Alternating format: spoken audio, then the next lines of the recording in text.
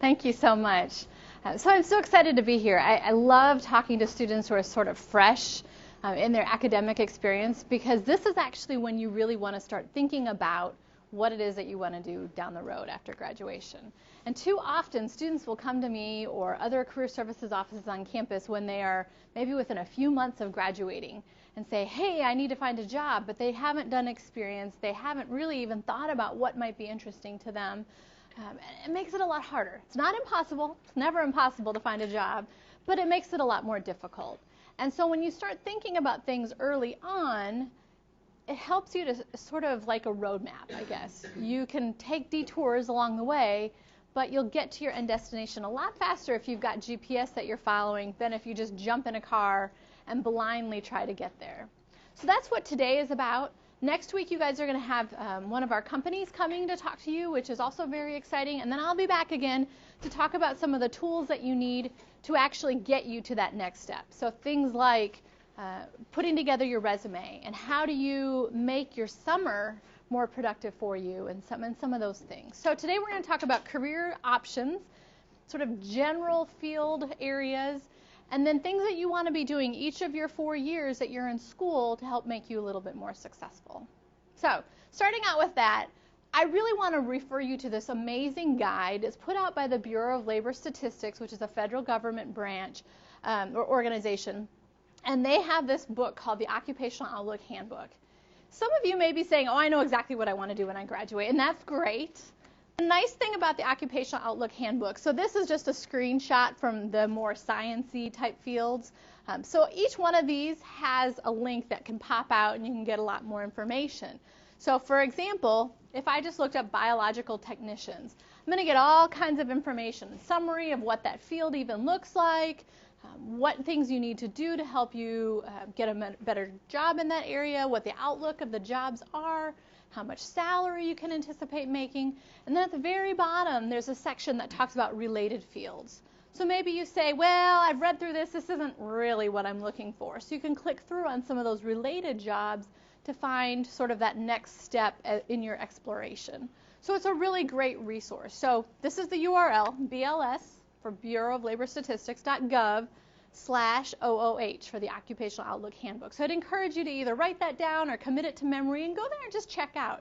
Even if you know, like I know that, just using this example, I know I want to be a biological technician. This is my dream job. Still go, read up on it, make sure you know what you're actually getting into. I used to talk to students who, for example, wanted to be teachers, and they say, well, I know what a teacher does. I've been in class for, since I was in kindergarten. I know what to expect. I know what it looks like. But behind the scenes, a lot of times jobs are a little bit different than what you anticipate. So actually being in a class as a student might look a little bit differently from approach from behind as a professor or as a teacher.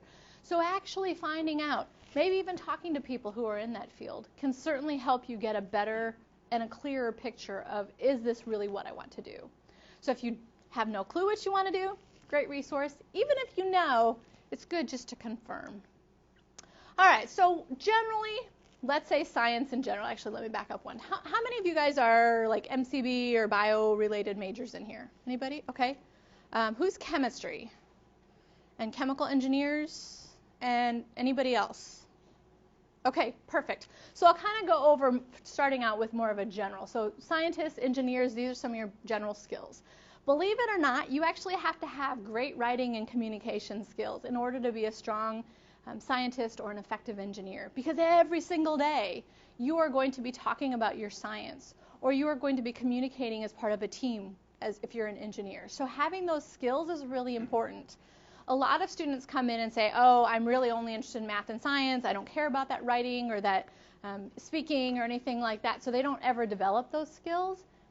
Of course, you need to work on your science skills and your engineering skills, but you also need to sort of couch it with these other things.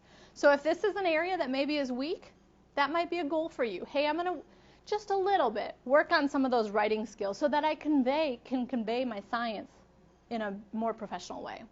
Of course, you probably know this one, strong computer skills, the ability to think, to analyze. Those are really important. Crunch down a bunch of data and be able to do something with that data. So that's another skill that you're going to find is pretty important as a scientist or an engineer. You need to be able to work hard, have a strong, great work ethic, to be able to work independently, and of course to also be able to work as part of a team. A lot of the times, once you have that degree, you will end up serving as a leader, whether you're leading a project or whether you're leading a team of people. And so having leadership skills is important.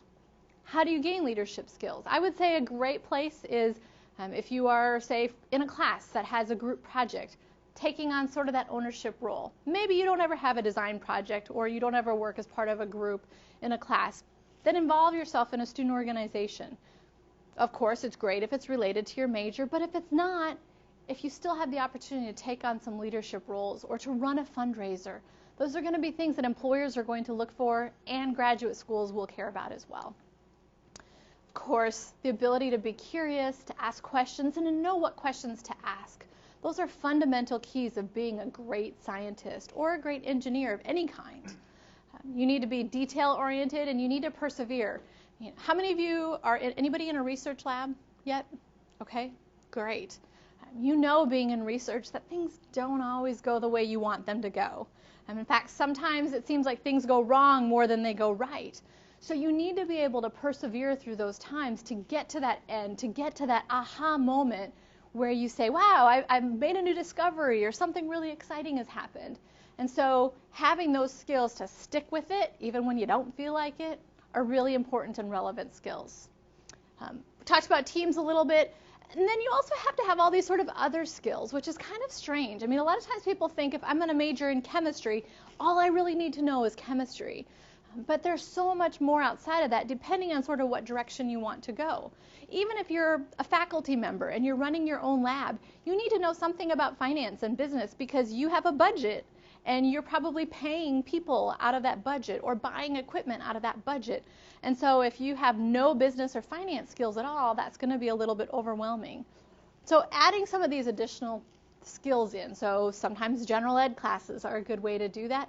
Sometimes you won't have that opportunity, so maybe picking up as if you have a room for an elective or even just getting involved in a project or a job where you can build some of those skills would be helpful. So yes, you have to have great science skills, but there's a lot of other things that are important as well. All right, so what do you do? If you're a scientist, this is sort of a basic, you're going to make things that we're already using more useful. You're going to find new ways to use things. You're going to find ways to improve things that we're already using. Sort of exciting. You're looking for that next discovery, that next use of something, a way to make something in a different way, to make something maybe in a less expensive way even. And then you're also just searching for new facts about science. Same thing as from an engineering perspective. You're that person who's seeking new information or using information in a different way. Most of our bachelor's level scientists, whether that's chemistry, biological sciences, even chemical engineering, will work in a lot of these fields. So quality control, analytical testing, assisting other scientists, especially if you're on the research side. If you are in a straight chemical engineering, for example, probably a lot of that will happen either in a lab or in a manufacturing facility, but not exclusively. This is just sort of the generalities. Now, of course, if you decide that you want to go on and get a master's degree or a PhD, a PharmD or a pharmacy degree or a medical degree, that's going to open up a lot more opportunities. Of course, that makes sense. Now, some of our companies that come to campus will hire the exact same people, whether you're a bachelor's level or whether you're a PhD, into the same job title. Now, probably somebody who has more experience, for example, they've gotten a PhD, is going to start at a slightly higher salary. The other thing then is that usually that PhD can move up a little bit more quickly, or the master's can move up a little bit more quickly than that bachelor's level. But the title and the role in many companies is exactly the same. So if you ever, especially if you're a biological or a chemical science student and you ever hear, well, the only jobs available are if you go on and get additional degrees, I'm going to tell you right now today that that's not the case. There are a lot of great roles out there depending on what you want to do and how you want to use your science skills. So go see career services before you believe that. All right, so general beginning salary ranges, just because it's interesting to see, and this is for all of you basically right now, can range anywhere from 35 to 75. So the 70 is going to be more the top range, probably more the engineering-focused roles. Probably people who have a lot more experience, so maybe they've done an internship or several research positions. All of that is going to bump up your salary towards that higher end, and that's for bachelor's level students. And then academia, whether it's teaching in a high school or even working into a lab position somewhere on a college campus, that's going to run you between $30,000 and $60,000. So no matter what, pretty decent starting out even with that bachelor's degree, even at the bottom end. Most of our students don't start at the bottom end. This is a nationwide number. More of our students start in the 40 as that bottom range. So Illinois is a great school, and it's a great place to be. Some just general job titles I was going to run through. These are, again, generalities. These are from the Occupational Outlook Handbook. Whoops, sorry. So you can see that there's a pretty wide range, and they're not really specific. So, for example, a microbiologist might be titled a microbiologist, or it might be titled something like a research scientist or a research assistant.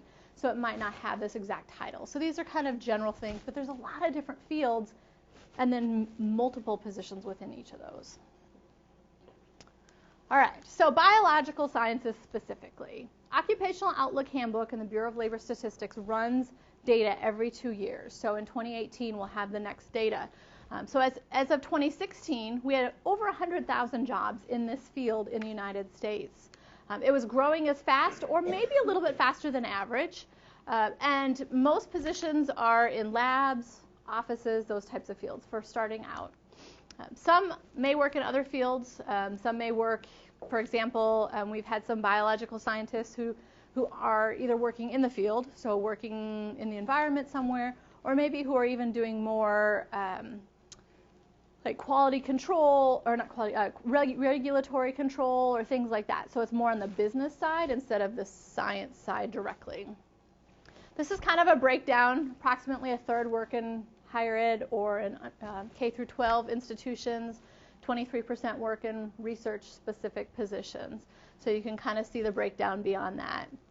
Those are probably the most common areas where our biology students with that bachelor's degree will end up. Chemistry is similar. In 2016, we had a little bit less as far as the number of jobs that were out there, 86,700 jobs in the United States with an entry-level bachelor's type chemistry degree. 37% of those work in R&D. So you can see that that number is significantly higher there. And then a lot of other places. Majority of the chemists who graduate will work in some of these fields. Again, it's pretty broad. I think the nice thing about all of the hard or life sciences as well as the chemical engineering fields, it's also a bad thing, is that you can really do just about anything you want. Now the challenge with that, of course, is that if you are working in something that you're not really sure about, it's hard to get into that without having some background experience. The great thing of that is if you get into something that you weren't sure about and you just did it and you're not really loving it, not that hard to move into something else. So a few other areas that some of our chemists and even our students here will go into. Kind of what you would expect, I would imagine. So the last one is the chemical engineering. In 2016, the numbers were about 32,000 jobs in chemical engineering in the United States. So compared to 104 for biological sciences, 86-ish for chemistry, you can see the numbers are a lot smaller. We have a really big program here on campus, but it is pretty competitive too because there just aren't as many positions and aren't as many people out there. This is sort of the breakdown for, in general, again across the United States, the chemical engineering field. And then this is essentially what they're doing. So chemical engineers are a little bit different than, say, a chemist because they're actually doing hands-on mass producing, for example, of something that a chemist comes up with in a lab. So figuring out ways to test it, to manufacture it, to upscale it based on what is being discovered in a lab somewhere. That being said, we do also have chemical engineers who do lab research, who are the ones that are working in the lab. So it kind of depends on what your interest areas lie. Some general fields, you probably will notice that some of those are very similar to what chemists and biological scientists do. A lot of the industries are very much, overlapping. So I think the nice thing about that is you have, again, a little bit more flexibility to move around. All right, so what to expect after graduation? There's typically a lot of options. Probably some of you are thinking about graduate or professional school. How many right now are thinking this is the path you want to take? Going to grad school or, okay, good, about half. A lot of students will do that, and that's definitely an option. As I mentioned earlier, it does increase the amount of or number of jobs that you can have, as well as increases that salary. Industry is another area, whether that's a traditional industry like all of those that I've just been mentioning, or whether that's something like scientific consulting or technical writing, where you're still using your degree, but you're also bringing in some of those other skills to a higher extent than you would as a traditional scientist. We also have academia being a high employer, whether again that's K-12 or higher education. Even in higher education, there's a lot of roles besides just being a professor. That certainly is a role. It's a great one. But there are people who run the labs. There are people who work in staffing, career services. A lot of people that I know that are sort of colleagues across the country have that scientific background when they're helping science students. So there's a lot of different ways that you can use your degree. And then the last sort of big area are government roles. So the government will hire people for scientific organizations, as you would expect, like the EPA or National Institutes of Health. Those are pretty common. However, there are a lot of areas where you wouldn't necessarily think that also look for you guys. So FBI. And yes, of course, the FBI is going to look for on the scientific side and so forth. But even as an agent in the FBI, they love your ability to think, to solve problems, to analyze things. So going in as a regular agent could be another option. So there are a lot of different sort of roles that scientists and engineers can play in each one of these different areas. I would also encourage you to look as much as you can across the country or even globally, because there is a demand for your majors and your backgrounds everywhere. Now, I know a lot of people prefer to live closer to home, so of course there's still options that way too, although typically more employers will be looking for your majors in larger industrial areas. There are some exceptions to that, so a lot of our food companies, for example, will have facilities where agriculture is located, so it would be more of a rural area.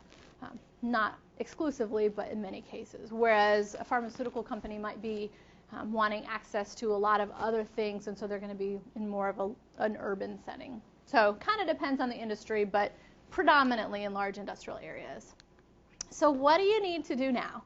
As I mentioned at the very beginning when I first stood up here, you really want to start early because you want to think about all of this as like that GPS or a map. If you think, hey, I want to go down and visit Memphis. I've seen a road sign on 57. I want to jump in my car and go visit. If you've never been there before, you will find your way there. But it might take you a little bit longer than if you have that map or that atlas that you're looking at, or if you can plug GPS into your phone. Now, if you decide, hey, I'm going to go to Memphis and I've got my GPS, as you're driving, you say, oh, that looks interesting. Let's stop and check it out. You can do that. It still will be less time to get to Memphis or wherever it is that you're going than if you just wandered and jumped into your car and went aimlessly, because it's going to be hard to figure that out. And that's really why we want you guys to start thinking early about what you might want to do.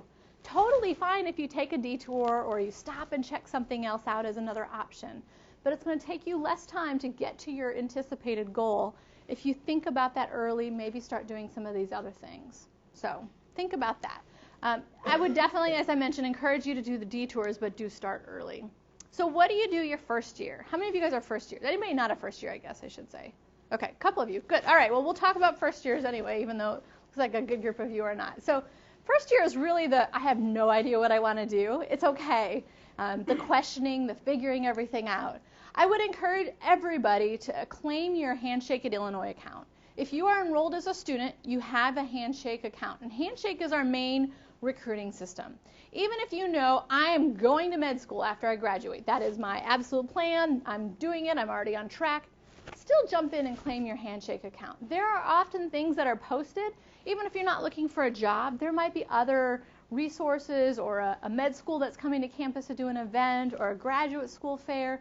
All of that is going to be posted in the Handshake account. Now, if you are saying, hey, I might be looking for a job, and that maybe is something that you're interested in, Handshake is definitely going to be the place to look for that. Again, there's events posted in Handshake, but there are also internships. If we hear about an REU position, those are going to get posted in there. So research experience on another campus. So any kind of position that you might be interested in will be in that Handshake system. So if you haven't yet claimed your account, absolutely do it your first year. If you're a second year, do it if you haven't already. I would also encourage you to start thinking about volunteering or getting some type of an experience. It's hard to get experience without having experience. It's probably that one of those old things you've always heard, but you can start looking. If you can't get an internship, look for research experience. Now, certainly if you're planning to go to graduate school or medical school, research experience is something you have to do. If you really want to have the easier application process, that's going to be something they're looking for. They want to know that you're going to succeed in graduate school. And a big part of graduate school, especially at the PhD level, is doing research. So if you have that experience to show them, look, I've already done this, I know what it means, I know how to succeed in doing research, that's going to make it a little bit easier for the admissions committee to say, I think we feel comfortable with this applicant. So find some type of an experience related to your field, even if you have to volunteer, where you can get some kind of experience.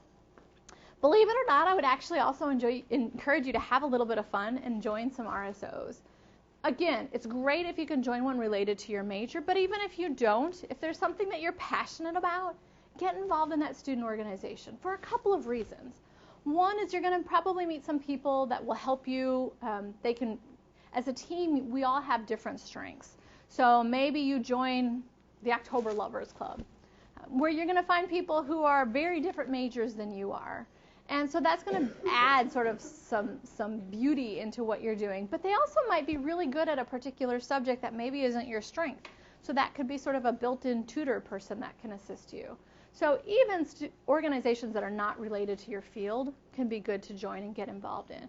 Now, hopefully down the road, as I'll mention on my next slide, you can start taking on some leadership roles or some leadership positions, which is something that grad schools, med schools, certainly employers are going to be looking for on your application. I would also encourage you to start thinking about and really researching your potential career. So what are you interested in? Go back to that Occupational Outlook handbook and check that out. What types of things do they say about the career fields that you're interested in? And verify. It's hard sometimes. I talk to students who maybe have said, my parents are chemical engineers, and I've been told I was going to be a chemical engineer since I was 2 years old. But now that you're actually researching the job, you think, maybe it's not something that I really would enjoy. I actually really like chemistry better. But if you don't start that exploration process early as a first year or at the very least a second year, you're going to get pretty far along in your academic career, and it's going to make it that much more difficult to change majors. So start actually doing some research. Talk to people maybe even who are in those fields that you're considering and see if that's something you want to do. I would also encourage you to identify a couple of skills. So maybe go back to that second slide that I showed where there were those things. So maybe business or finance is a skill that you don't have. Maybe it's that writing. Maybe it's something lab related. Maybe you really want to learn a particular instrument or a particular computer program that's used in a lab. So find ways to either start teaching yourself those skills or to pull in experiences that will allow you to learn those. Because those additional 4 skills will be really helpful besides what you're learning in your basic curriculum. So second year, kind of taking what you learned first year and going a little bit deeper. So if those of you who are second years, if you haven't done that 4 skill thing and thinking through intentionally, how am I going to learn those? You absolutely want to start doing that now. But in addition to those things, you want to start taking on some sort of higher level leadership experiences. That could be, say you're looking at med school and you're doing some job shadow experiences. Is there something that you can organize? So no, maybe you can't have firsthand experience with a patient, but can you help in some other way at the office or the facility where you're working? Can you take on a higher level leadership role? That's going to be something that any type of employer or graduate school is going to be interested in. It might be positional, so you might be president of your RSO, but it just might be, I did an extra project. I was leading something. I was leading a team. I would definitely encourage you to go to career fairs. And those of you who are first years, you can certainly do this too. And information sessions. So that will take on a lot of different sort of looks. If you're looking at going to work after you graduate, whether it's after your bachelor's or after a master's or PhD, I would start going now. Those are places where you can really learn from professionals who are in that field without having to do a lot of extra legwork yourself. So go to those types of events. And we also have a huge graduate and professional school fair that is on campus every year in the fall. So if you know that that's a plan for you after you graduate, Make sure you're attending that. Talk to different schools that are coming. Find out what they offer and what they're looking for, because if they say, hey, we do not admit anybody with less than a such and such GPA, you know that that's a goal then that you need to strive toward. I would also encourage you to really deep dive into 3 career fields. So even though you've got that one, I want to be this really narrow focused thing, look at 2 more just to see things that are maybe relevant or related. See if one of those might be a little bit better fit for you. I would also encourage you to get to know your professors. Your professors will help you in a lot of ways. Of course, they're going to teach you amazing knowledge, but they can do a lot of other things. Many of our professors are very, very well connected in all of our disciplines with fields that you might be interested in. Whether it's medical school or professional school, they've got contacts, even in companies. Many of our employer or our faculty members, even in our departments in the School of Chemical Sciences, do consulting work for private companies or public companies. And so they've got contacts. And we even have a few that used to work in industry. So of course, those professors can be great resources for you if you're trying to connect into a job somewhere. So having those people to be able to talk to, maybe even if they're willing to share their networks with you, great resource. If you are looking at going to graduate school or professional school of any kind, you will absolutely have to have reference letters from people. I would encourage you, because I think it makes your application stronger, to have all 3 of your reference letters from faculty members, if you can, which means you guys have to do a little bit of extra work now. If you went into a professor's office the fall semester of your senior year and you're applying for grad school or medical school, and you say, can you write me a letter of reference, and they have never talked to you before other than having you as a student in their class, it's going to be a lot more difficult for them. You're probably going to get that one basic, this student got this grade in my class and this is what the class was all about. To really have a solid application, you need more than that. They need to be able to speak to you as if they know who you are. So if there's a professor that you've connected with, maybe you've gone to some office hours or you've got to know them a little bit better, or maybe you just really did very well in their class. Maybe there's a professor you've had a couple of times and you've done well in multiple classes that professor has taught. Those would be great people. Of course, I would encourage you, if you're looking at graduate school or professional school, to do research, and I would hope that your professor from your research lab or labs would also be a reference for you. Another option I mentioned, REUs, so research experiences for undergraduates.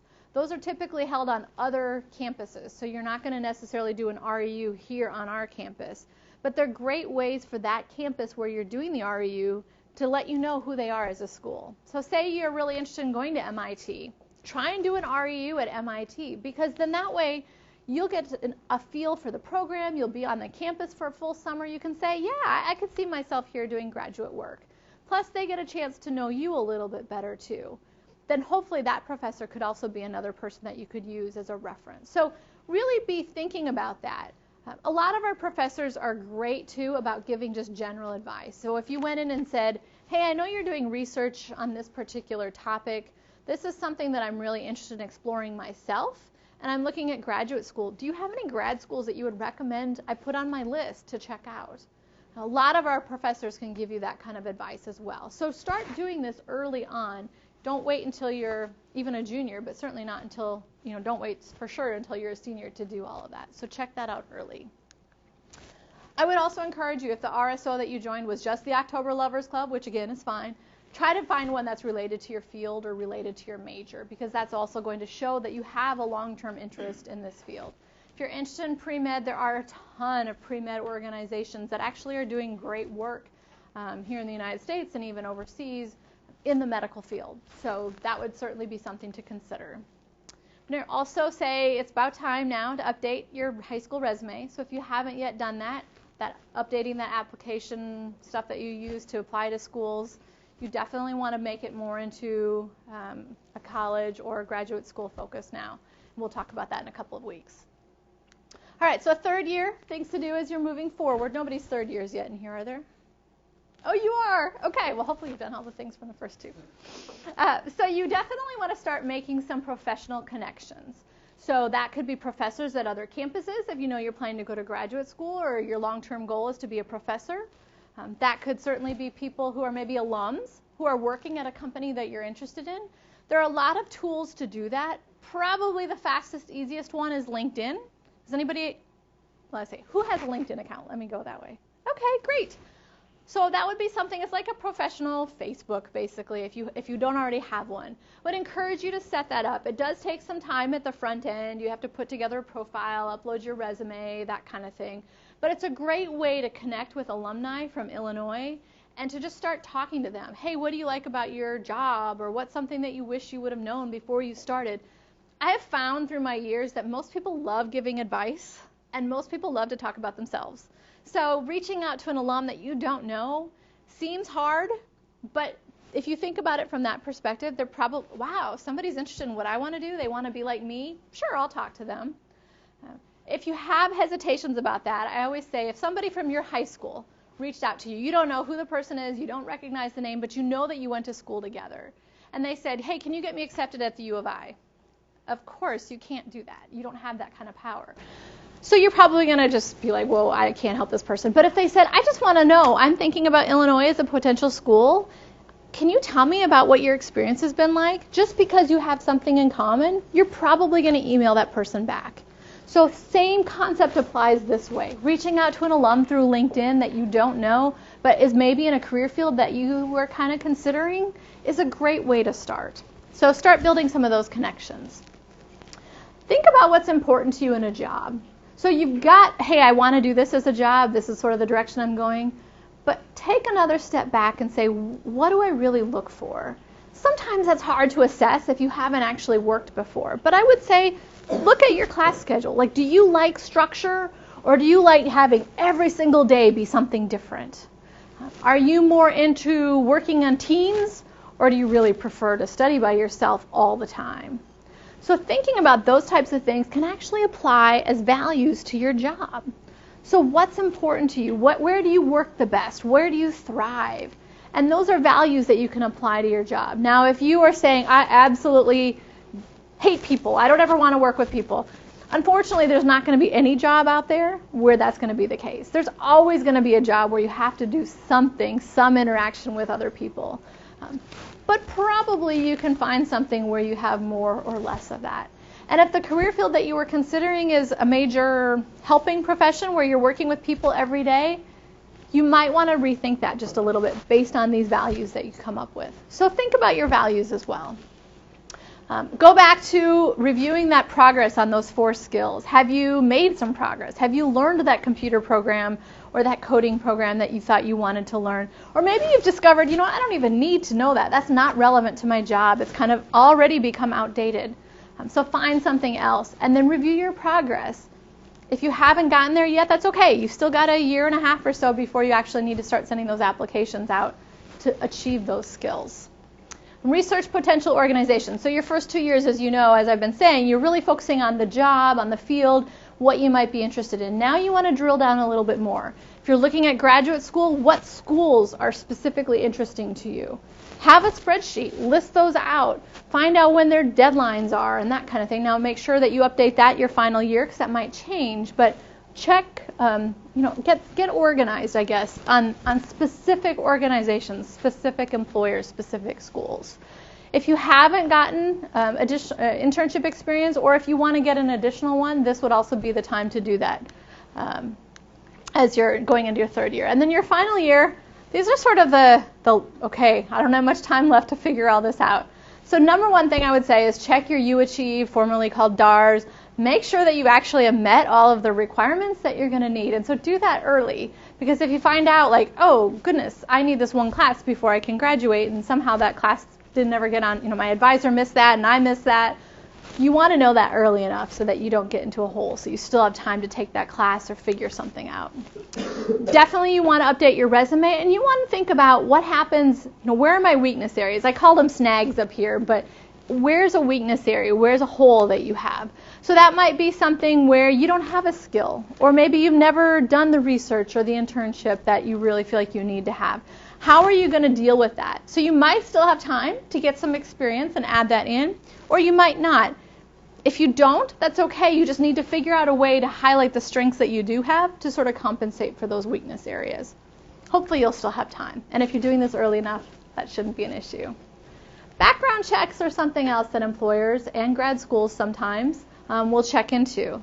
much more employers than grad schools, but I have heard of a couple of situations. So things like drugs. If you have any kind of drugs in your system, sometimes that can be an automatic disqualifier for you from getting a job. Certainly criminal checks would be kind of an obvious one as well. There are, however, a couple of things that students don't always think about, depending on what type of a role you're looking for. So sometimes doing a credit check, although in many cases it's been outlawed, federal government has laws about only doing that in a very specific way. But if your job might have some kind of an interaction with money, they might run a credit report on you. So those couple of bills that you just sort of let go and they really weren't that big of a deal might come back to haunt you when you're looking for a professional job. Another thing that students don't think about at all, and I didn't until I had a student who ran into this, but if you're going to have a job, maybe a technical sales role or a pharmaceutical sales role, where you might actually be getting either the company car to drive or they're going to be paying for part of your transportation, they might check your driving record. So if you have too many speeding tickets, if you've been in too many accidents, even if they weren't your fault, which is what happened to one of my students, that could be actually the thing that keeps you from getting that job. So I'm not saying don't have a car and don't drive, but be very careful because all of these things might have an impact as you're applying for jobs down the road. So things to keep in mind. I mentioned developing a list, really looking specifically at organizations. If you haven't put it in an Excel sheet yet, do so by that final year. It's really important to target companies. Now, I would say go beyond that. So if you've got, hey, here's my list of 5 schools that I'm really, really, really interested in applying to, you might want to add a school or two that's kind of a safe school for you. Same thing with employers. You might want to add a few employers that are more on that, yeah, I'll work there maybe, but not my top choice. But if you can target something or target a field, it actually makes you a better job seeker, graduate school seeker. You tend to be more focused. You can put your time into those positions or those schools that you're really interested in. Prepare stories. Definitely in a job interview, you will be asked things like, tell me about a time when you demonstrated leadership skills. And they want a very specific time. They're not looking for, I tend to be a leader in most of my student organizations. They want a very specific, clear-cut response. Now, depending on what type of graduate or medical school you're applying to, they may or may not have an interview as part of the process. But if they do, you want to have stories prepared no matter what. Because when somebody tells me a story like, yes, I did this, it's much more credible and believable than if you just say, I tend to be this way. Or, yeah, if I had a conflict, I would probably talk to them about it. If you can tell me, this was the conflict in my lab, and this is how I handled it, I'm going to believe you. Whereas if you just say, yeah, blah, blah, blah, I probably would handle it this way. It might be true, or you might just be interviewing. So having those stories where you can give me a concrete example makes you sound a lot stronger as a candidate. And of course, keep your networking going. So the final thing is what my office specifically can do to help you. I mentioned a couple of things already, the events and the career fairs. We also bring quite a few companies on campus to do interviewing and recruiting. Companies might mean like a traditional company. It might also mean things like the FBI or a government lab. So there are a lot of access points that you can go through. Again, most of those are going to be posted in that handshake system. Career fairs, graduate and professional school fairs, big events like that are also things I would definitely encourage you to attend. Even if you say, hey, I know I'm going to graduate school first, but I might be looking for a job afterwards, it still wouldn't be a bad idea to come to the career fairs now because it's a good opportunity for you to make those connections to start networking. Tell them up front, yeah, I'm planning to go to graduate school. I'm going to go get a master's degree in such and such or a PhD, whatever the case might be, but I wanted to come and learn more about your organization now. Employers will be impressed. Sometimes it might even be the same recruiter who 3 or 4 years from now is still recruiting. So you have that connection you've already established. I mentioned handshake a bunch of times, so definitely get in there. I would encourage you to look at both cooperative education and internship experiences if you are anywhere in the future thinking of a career in industry. Because the more you can do that actual experience, the better you're going to be as a candidate down the road. Even if your plan is to go to graduate school first, having that industry experience as an undergrad is actually something that a lot of our companies get excited about when they talk to my graduate students now.